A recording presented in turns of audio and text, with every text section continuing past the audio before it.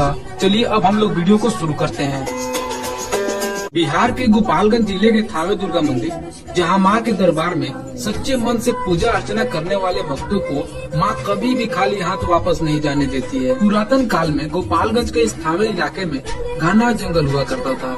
उस समय एक किसान जिनका नाम रसू भगत था, वो राजा मनन सिंह के राज्य में यहाँ पर खेती बाड़ी कर अपना परिवार चलाते थे। रसू भगत दुर्गा माँ के परम भक्त थे। वो जंगल में खेती करते और दिन रात देवी माँ की आराधना में लीन रहते थे। और ये जो जंगल का पूरा इलाका था वो राजा मनन सिंह के क्षेत्र में ही आता था। जैसा कि आप लोग जानते ही होंगे कि पुराने जमाने में राजा हुआ करते थे, तो उन्हीं का राज था ये। एक बार पूरे इलाके में भीषण अकाल पड़ जाती है, जिसके बाद लोग यहाँ दाने दाने के लिए मोहताज हो जाते हैं। वहीं दूसरी तरफ माता रानी के परम भक्त रसू जो थे, उनके खेत में बहुत ज्यादा धान होती है और इतना ज्यादा कि वो उसको ले जाकर बाहर भी बेचना शुरू कर देते हैं, जिससे जो भी पैसा या उस जमाने में जो भी मिलती थी उससे वो अपने परिवार को बहुत ही खुशहाल से रखना शुरू कर देते हैं। एक तरफ जहाँ अकाल पड़ी हो और वहीं दूसरी तरफ रसू भगत के घर अनाज की कोई कमी न हो, और ये बात राजा को पता न चले, ऐसा कैसे हो सकता है।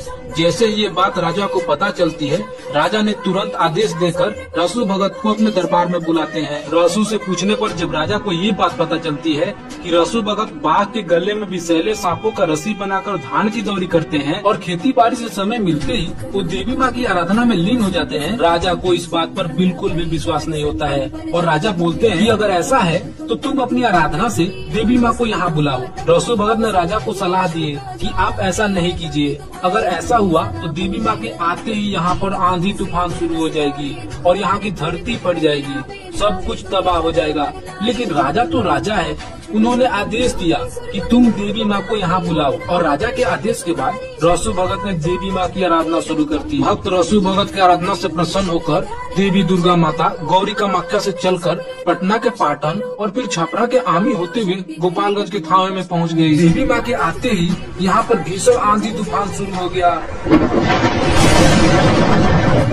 देवी माँ जैसे ही प्रकट हुई, यहाँ आकाशीय बिजली चमकी। फिर राजा मनन सिंह सहित उनके पूरे राजपाट की तबाही शुरू हो गई। रसू भगत के सिर को फाड़कर उसमें से देवी माँ का कंगन और हाथ का हिस्सा बाहर निकला। इससे रसू भगत को जहाँ मुक्ति मिल गई, वहीं देवी माँ को इसी थावे जंगल में स्थापना कर दी गई। तभी से इस मंदिर में माँ की पूजा अर्चना शुरू हो गई। अभी मैं आप लोगों को दो फोटो दिखाने वाला हूँ, जरा गौर से देखिएगा इन दोनों फोटो को।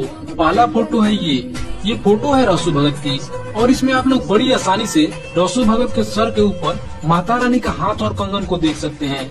और दूसरा फोटो है ये, जैसा कि मैंने आप लोगों को अभी बताया था कि रसू भगत विषैले सांपों को बाघ के गले में बांध कर दौरी करते थे, और इस फोटो में भी आप लोग बड़ी आसानी से देख सकते हैं। क्या आप लोगों ने कभी ये बात को गौर किया है? अगर नहीं किया है तो आगे आप जब भी थावे वाली माता के दरबार में जाइएगा तो जरूर गौर कीजिएगा। बाकी हमारी कहानी यही खत्म होती है।